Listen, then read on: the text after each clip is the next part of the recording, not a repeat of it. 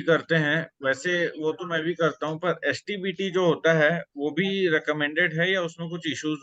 Amit ji, thank you that you asked a question जी। ये question बहुत बेसिक और बहुत लोगों के मन में होते हैं, and we always encourage questioning, we always encourage learning. Throughout your life in investing journey basic से रूल्स होंगे, but believe me, basic rules are the main rules for staying in the race. It will be your responsibility to follow the rules. We will design core portfolio for all age groups. हम हर age group के लिए core portfolio बनाएंगे. आपने उसमें से अपनी age group के हिसाब से खुद स्टॉक्स चूज करने हैं. On request, we can resolve, discuss your long term investing related queries. अगर किसी की कोई स्पेशल क्वेरी है, किसी को कुछ नहीं समझ आ रहा, तो we are free to help you. We will generate an exit call only on a red flag. Basically अगर आपको याद होगा कि मैगी की प्रॉब्लम आई थी नेस्ले में. सो नेस्ले मार्शलस के पोर्टफोलियो में है सीसीपी, जिसको वो बोलता है कॉफ़ी कैन पोर्टफोलियो. और जब उसके अंदर वो प्रॉब्लम आई थी, तो हम एक बार के लिए एग्जिट कर सकते थे, बट कंपनी मल्टीनेशनल है. It's a Swedish company, I believe Swedish है या स्विट्जरलैंड की कंपनी है, हेड ऑफिस उनका.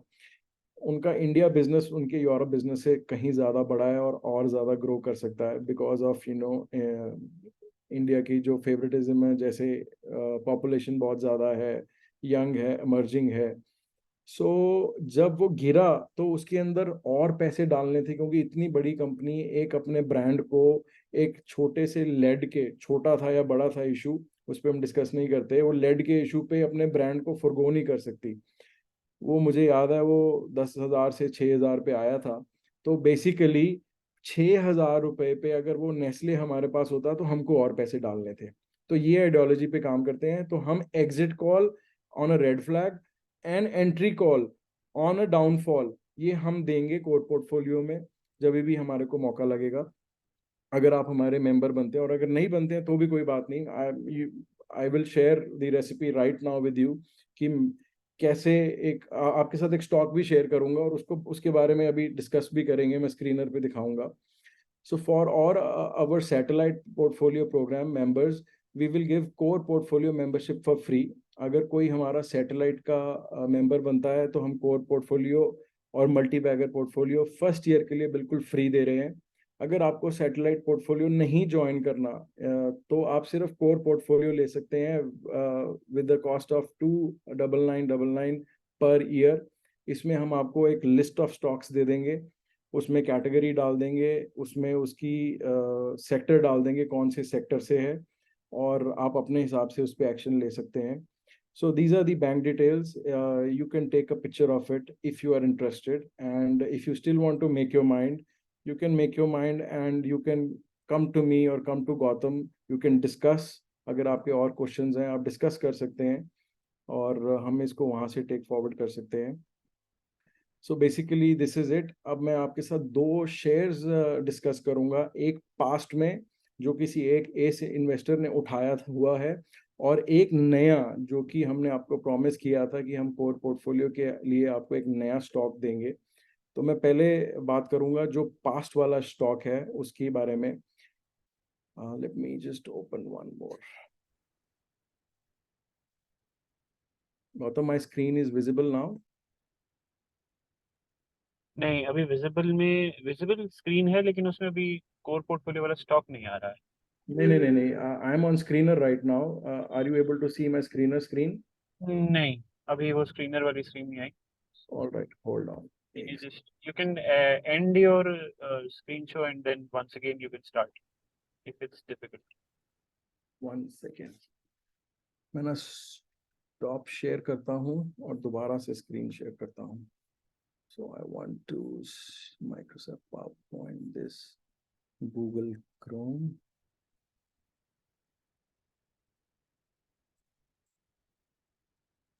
You start sharing the screen again. Yeah, now we can see the Zoom screen in front. So Okay, now we can see the screener. You can see the screener. So मैं एक Yes, company we can. Balaji Amines, इसको मैं ऊपर कर देता हूँ. सो Balaji amines का पहले मैं एक मिनट चार्ट भी दिखा देता हूं आपको, 1 second. You are able to see the chart? Yes, we can. So this is Balaji Amines. I'm sure you all know about the company. So एक इन्वेस्टर हैं जो बालाजी अमाइंस को 2010 या 2011 से ओन करते हैं. He's been owning, you can note down, I will share with the proofs right now. He's been owning 1.9%, 95% of Balaji Amines since 2011. और ये चार्ट है आपके पास मंथली, और मैं ये मंथली चार्ट में 2011 में जाता हूँ, और ये 35 रुपीज़ का लो है फरवरी का. सो कौन से महीने से वो ओन कर रहे हैं I don't know. I have met the guy personally once through a friend of mine in Bombay. His name is मनोहर देवन भक्ति या भुक्ति, अभी आपको नाम भी दिखाऊंगा उनका. वो 1.95% ऑफ द कंपनी होल्ड करते हैं. मैं अब आपको बताता हूं कि उनकी कैसी जर्नी रही है, उन्होंने कितने लंबे समय के लिए होल्ड किया हुआ है बालाजी अमाइंस को, और वो अभी भी होल्ड कर रहे हैं. बालाजी अमाइंस की जो अभी मार्केट कैप है, मैं आपको ये दिखाता हूँ, वो 7236 करोड़ की है. और ये हम इन्वेस्टर्स में जाते हैं, इन्वेस्टर्स में हम पब्लिक में जाते हैं, और पब्लिक में जाके ये अगर आप देखेंगे Manohar Deva Bhaktuni, he is owning 1.95% of this company. 1.95% अगर आप कंपनी का होल्ड कर रहे हो तो आप बेसिकली मार्केट कैप से 1.95%, 2% को मल्टीप्लाई कर लो. सो अप्रॉक्सीमेटली ये समवेयर अराउंड 145 करोड़ रुपीज या 140 करोड़ रुपीज आएगा आज की डेट में, जब ये स्टॉक 50% डाउन है from its high. So basically ये 300 करोड़ रुपए की इनकी हाईएस्ट ओनरशिप रही है इस स्टॉक की, और ये 2011 से ओन कर रहे हैं जब ये स्टॉक 35 रुपए का था. इन्होंने मुझसे डिस्कस किया रेसिपी, मैं आपसे रेसिपी शेयर कर रहा हूँ. इन्होंने मुझसे डिस्कस किया कि भाई देख, बालाजी माइंस वाला मुझे जानता है, ये मैं आपको ब्रीफ में बता रहा हूँ. उन्होंने मुझे बताया बॉम्बे के अंदर एक मीटिंग के अंदर कि ये मैं इसलिए होल्ड कर रहा हूँ क्योंकि मुझको ऐसा लग रहा है कि इंडिया धीरे धीरे धीरे धीरे बढ़ता जाएगा और एक्सपोर्ट्स की तरफ आ जाएगा. ये जो केमिकल है अमीन, ये फार्मास्यूटिकल के अंदर काम आता है, और कोई भी दवाई ऐसी नहीं है जो कि बिना अमाइन डाले बनती है. तो जैसे जैसे हमारा कंट्री बड़ा होता जाएगा, हमारे कंट्री के अंदर दवाइयों की जरूरत ज्यादा पड़ेगी for domestic and exports, amine की सेल बढ़ती जाएगी. उसने मेरे को बोला कि अल्काइल अमाइन और बालाजी अमाइन में से मैंने बालाजी अमाइन चूज किया, और मैं इस कंपनी को अगले 15-20 साल तक रखूंगा. उन्होंने, अगर आप ध्यान से देखें, 2010-11 से इसका हाई 35 रुपए 40 रुपए से 600 रुपए लगा 2018 तक, और 600 रुपए लगने के बाद 2020 का जो लो था वो फिर 200 रुपए आ गया. कहने का मतलब 35 रुपए का स्टॉक हाई देख लिया 600 रुपए. अगर सैटेलाइट पोर्टफोलियो में होता तो कितनी बार ये कट चुका होता, कितनी बार हम इसमें से एग्जिट ले चुके होते. पर ये क्योंकि कोर पोर्टफोलियो का स्टॉक था और फ्यूचरिस्टिक स्टॉक है, इसके अंदर ग्रोथ उनको एंडलेस नजर आ रही थी. अभी भी उनको बहुत, मेरी बात थी, उनको अभी भी बहुत ग्रोथ नजर आ रही है, क्योंकि उन्होंने जब 300 करोड़ का हाई लगा इसका 2022 में, उन्होंने तब भी ये स्टॉक नहीं काटा. वो भी मैं आपको बताऊंगा कैसे, जो वो सोच रहे हैं मैं आपको अभी वो दिखाऊंगा अभी. उन्होंने ये स्टॉक को लगातार अपने कोर पोर्टफोलियो में राइड किया, छोटे से लेके बड़े तक, बड़े से फिर छोटा देख लिया, 300 करोड़ के हाई से दोबारा यहाँ पे अभी 150 करोड़ की अपनी वैल्यूएशन देख ली बालाजी अमाइंस में. अब वो क्यों नहीं काट रहे मैं आपको वो बताता हूँ, इसकी रेसिपी बताता हूँ. अगर आप इसका प्रॉफिट एंड लॉस देखेंगे, बेसिकली 447 करोड़ से इसकी सेल्स 2023 तक 2346 करोड़ है. ये गिरना क्यों शुरू हुआ? बिकॉज 2022 के बाद इसकी सेल्स नहीं बढ़ी, और अभी ट्रेलिंग 12 मंथ्स में इसकी सेल कुछ कम हो गई. सेल्स क्यों कम हुई? ये एक टेम्परेरी इफेक्ट है. टेम्परेरी इफेक्ट कैसे आते हैं? वॉर हो गई, इनपुट कॉस्ट बढ़ गई, डिमांड कम हो गई थोड़ी देर के लिए, कुछ पर्टिकुलर एरियाज में कुछ प्लांट थोड़ी देर के लिए बंद हो गया. सो ये जो टेम्परेरी प्रॉब्लम्स है ना, these are not permanent problems. Maggi भी एक टेम्परेरी लेड की प्रॉब्लम थी, परमानेंट प्रॉब्लम नहीं थी. सो टेम्परेरी प्रॉब्लम से प्राइस तो टेम्परेरी नीचे आ जाता है, बट कंपनी की ग्रोथ फोरकास्ट, मैनेजमेंट फोरकास्ट बहुत अच्छा रहता है for next good 4-5 years. So that is why as investors don't come out of the core portfolio companies. इसका प्राइस CAGR देखेंगे आप नीचे, तो ये 10 years में 52% कैगर से प्राइस बढ़ा है. अगर आप इसका नेट प्रॉफिट देखेंगे 36 करोड़ से 406 करोड़ 2012 से 2022 तक. सो बेसिकली आप 12 गुना तो नेट प्रॉफिट ही हो गया. अगर 12 गुना नेट प्रॉफिट हो गया तो स्टॉक 20-25-50 गुना बढ़ जाता है. सो ये एक आइडियोलॉजी है. मैंने आपको नाम भी बताया, स्टॉक भी बताया, उसका चार्ट भी दिखाया, क्यों होल्ड कर रहे हैं वो भी दिखाता हूं आपको. अगर आप ध्यान से देखेंगे CWIP मतलब capital work in progress. Capital work in progress का मतलब ये होता है कि कंपनी फ्यूचर ग्रोथ के लिए केपैक्स के अंदर कितना पैसा और डाल रही है. अगर आप ध्यान से देखेंगे 2018 से इसकी हाई ग्रोथ कैपिटल एक्सपेंडिचर चल रहा है 123 करोड़ 270 करोड़. फिर 2020 में भी कोविड के टाइम पे भी 46 करोड़ रुपीस की इन्होंने कोई नेसेसरी इन्वेस्टमेंट की होगी. फिर 173 करोड़, फिर 141 करोड़, फिर 113 करोड़. जो कंपनी केपेक्स पे इतना पैसा कर रही है वो डेफिनेटली सेल्स ग्रोथ तो करेगी. सो अभी भी वो, मैं आपको दोबारा दिखा देता हूँ, वो अभी भी आदमी 300 ये मनोहर देव भक्तुनी 1.95 करोड़ % ऑफ द स्टॉक अभी भी होल्ड कर रहे हैं. सो this is the same ideology, this is the same patience, which we require, which we have in mutual funds, but we don't have in direct stock portfolio, or we don't carry the same. So I want to open the eyes. मेरी आंखें तो खुल चुकी हैं. I want to open the eyes of everybody कि आप लोग भी अपनी आंखें खोलो और ऐसी कंपनीज ढूंढो और उसमें पैसे डालो, और ज्यादा पैसे डालो ताकि पैसे बहुत सारे बन सके. अब जो दूसरी कंपनी है जो मैं आपको गिफ्ट देना है, मैं उसके बारे में बात करता हूँ. So Restaurant Brand Asia, it runs Burger King brand. इनके 2-3 ब्रांड्स हैं. मैं आपको दिखाता हूँ, इसकी साइट पे लेके जाता हूँ आपको, या पहले हम स्क्रीनर पे खोल लेते हैं इसको.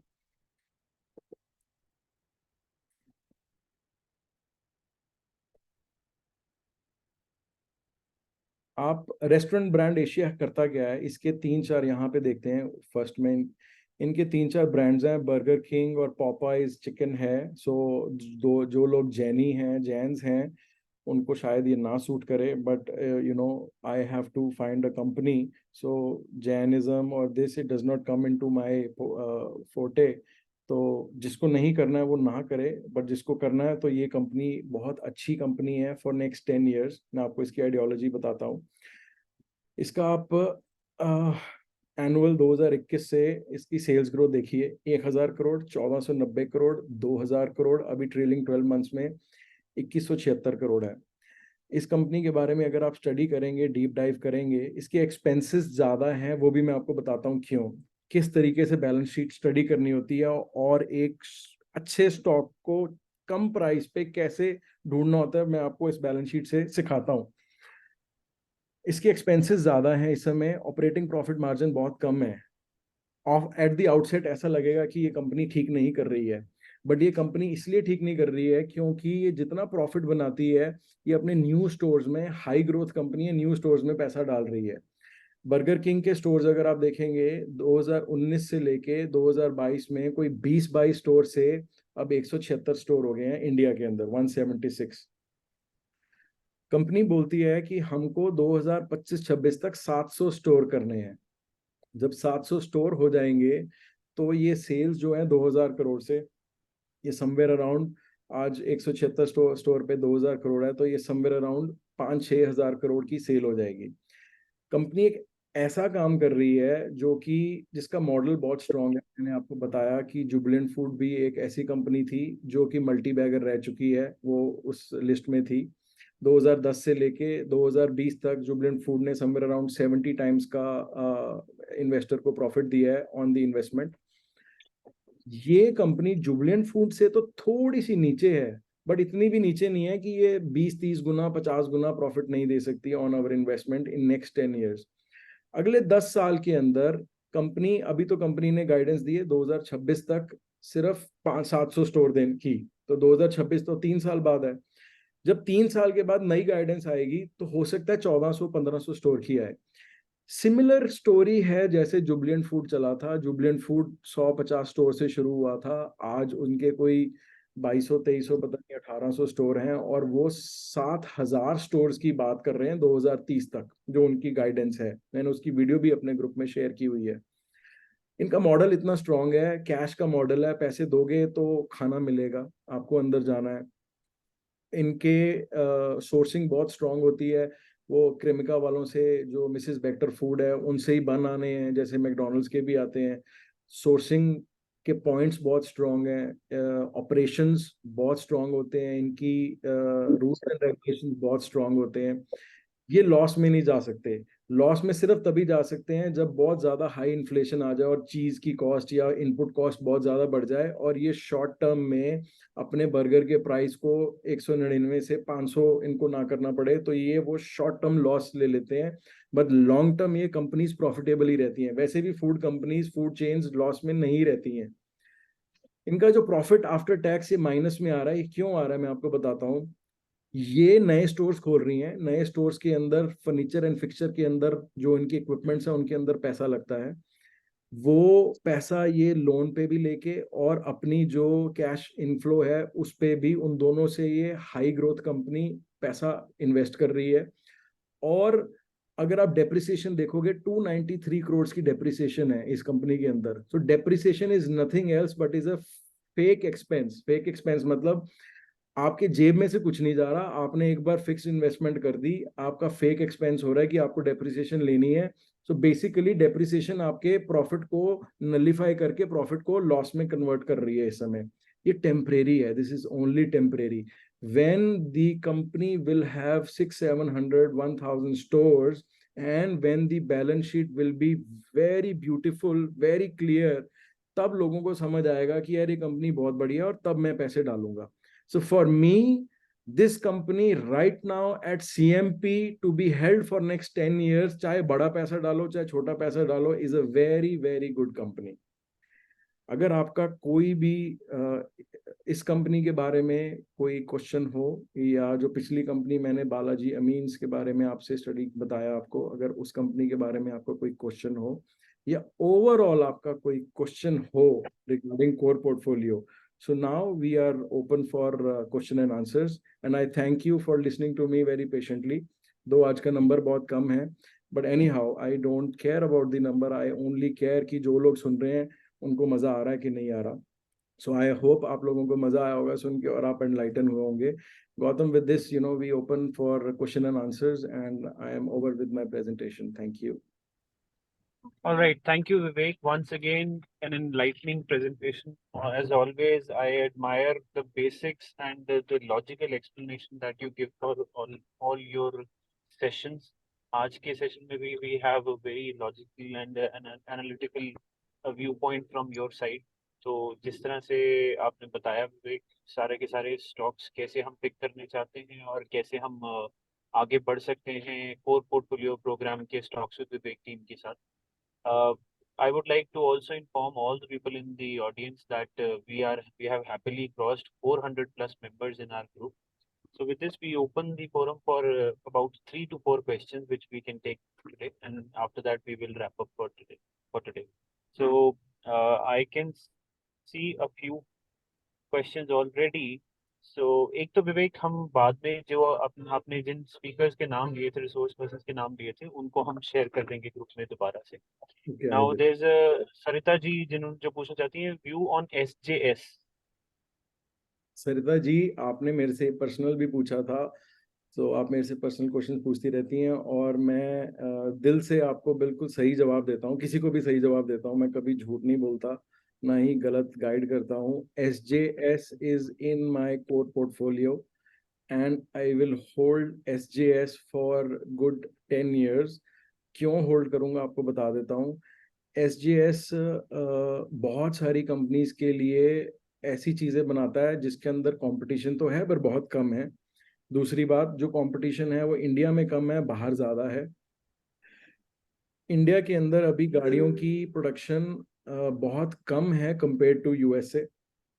सिर्फ 1000 लोगों के पीछे 200-250 गाड़ियां ही इंडिया के अंदर हैं, और अमेरिका में 1000 लोगों के पीछे 920 लोगों के पास गाड़ियां हैं।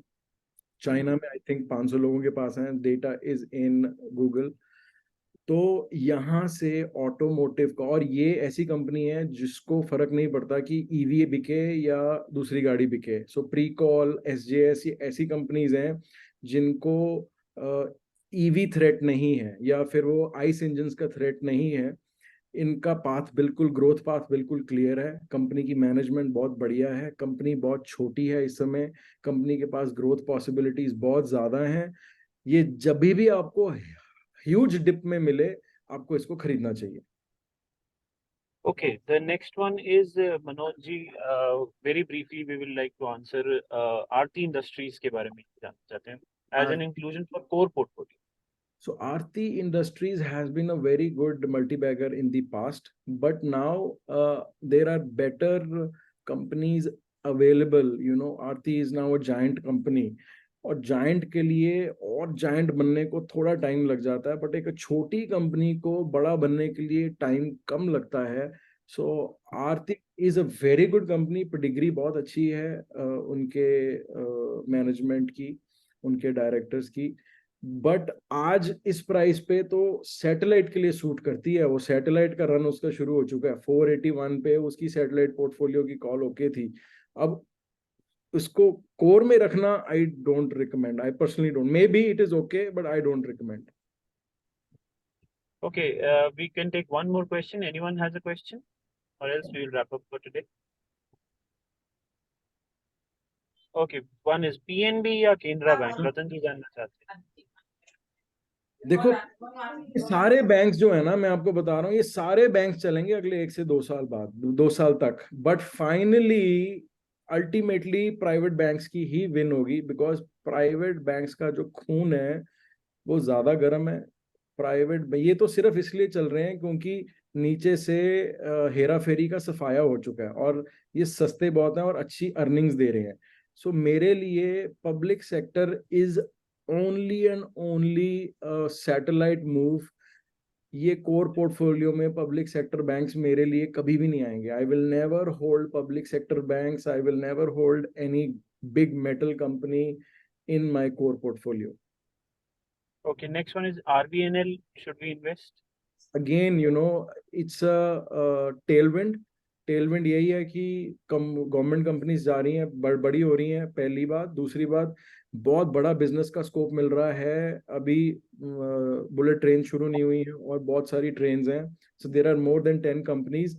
बट ये एक टेल विंड सेक्टर है। अगर आप सोचो कि इसके अंदर 10 साल लगा के बैठे रहो तो नहीं, शायद कोई एक आधी कंपनी 10 साल में ऊपर हो जाए। तो ये भी मेरे लिए एक कोर पोर्टफोलियो का सिस्टम है। मैं इसके अंदर पैसे लगा के नहीं रखूंगा। ठीक है, रतन जी wants to ask about Advanced Enzyme, and after that we will take one more question from Amit Agarwal, and then advance enzyme मेरे सैटेलाइट पोर्टफोलियो में है। अभी इसका कप इनकम्प्लीट है। ये 2 साल से चला नहीं है stock.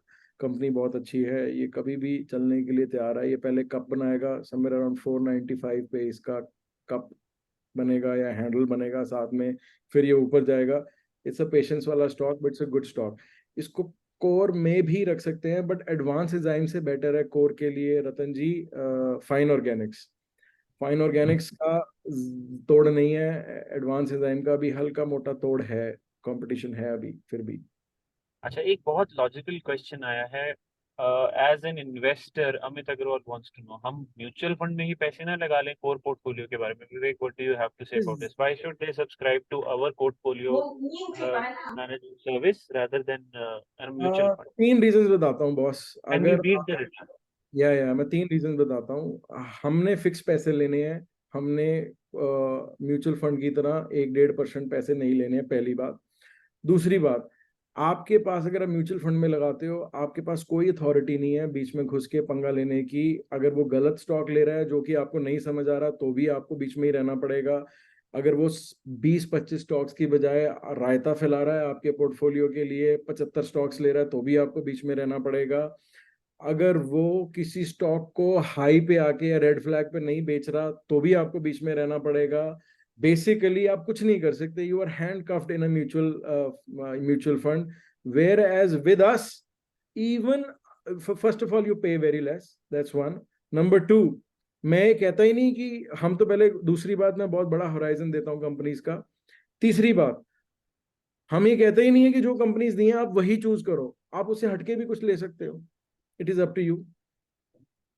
The game is only of patience, basically it is only of patience. आपको कन्विक्शन और पेशेंस चाहिए. अगर आपकी कन्विक्शन स्ट्रांग है हमारी कंपनी पे तो आप उस पे एक्शन लो, नहीं तो मत लो. हम तो आपको गला पकड़ के बोल ही नहीं रहे कि इसमें इन्वेस्ट करना है आपको. हमारा तो मॉडल ही बड़ा सिंपल एंड ईजी है. हम आपको दे देंगे, इन्वेस्ट आप खुद करो.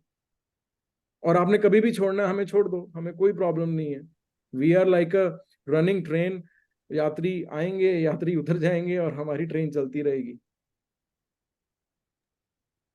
Right. And Amit ji, let me assure you one thing that core portfolio is more like running engine जिसमें हमारी analysis बहुत ज़्यादा strong रहेगा and we will go for lesser stocks and mutual funds and hence our alpha generation, alpha मतलब हमारा return जो आएगा, we can expect a way better return than a mutual fund.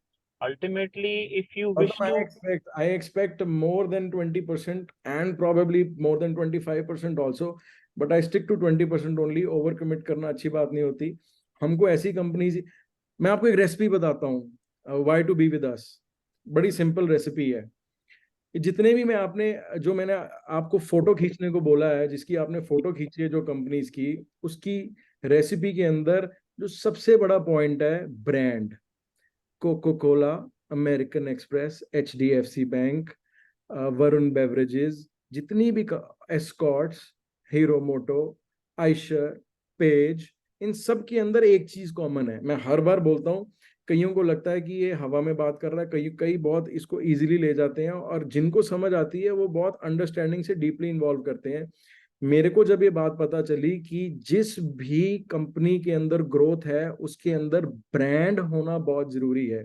KEI industries, Polycab, I can take lot of names.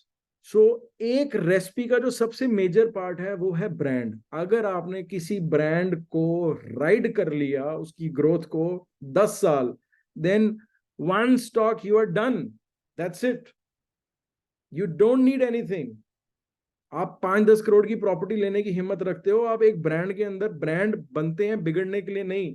अगर आपने पूरी study करके एक brand में पैसा डाल दिया, मारुति 150 रुपए का स्टॉक था, मारुति 2003 के अंदर 10,000 रुपए का स्टॉक है, 20 साल होल्ड कर लिया होता. कोटक एक ब्रांड है आज की डेट में. अगर इनको IDFC, mister Amit you hold IDFC 1500 रुपए का स्टॉक है, मेरे कोर पोर्टफोलियो का स्टॉक है. ये जब तक वैद्यनाथन है ये स्टॉक 1500 का हो जाएगा, इसको रख लो आप. So basically it's a brand. What he is building a bank in a brand. So एक रेसिपी मैंने आपको बड़ी इजीली बता दी. This is only one point of recipe, not the full recipe. ये कोई बात जरूरी नहीं है कि ब्रांड अच्छा ही होना है, ये one point of the recipe है, और बहुत सारी चीजों